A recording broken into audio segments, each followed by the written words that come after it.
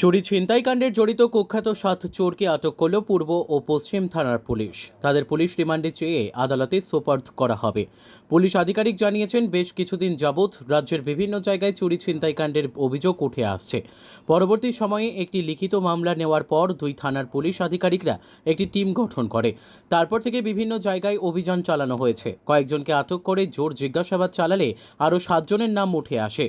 Police গতকাল রাতে রাজ্যের বিভিন্ন জায়গা থেকে তাদেরকে আটক করে। তাছাড়া পুলিশ তাদের কাছ থেকে চুরি করা বেশ কিছু সরঞ্জাম উদ্ধার করতে সক্ষম হয়েছে। এমনকি চুরি যাওয়া বিভিন্ন জিনিসও উদ্ধার করেছে।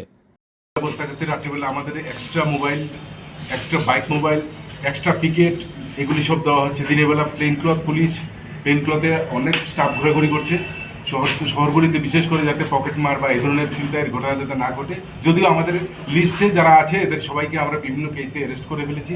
এদের সমস্ত মানে লিস্টেড এমন কেউ আর এখন বাইরে নেই।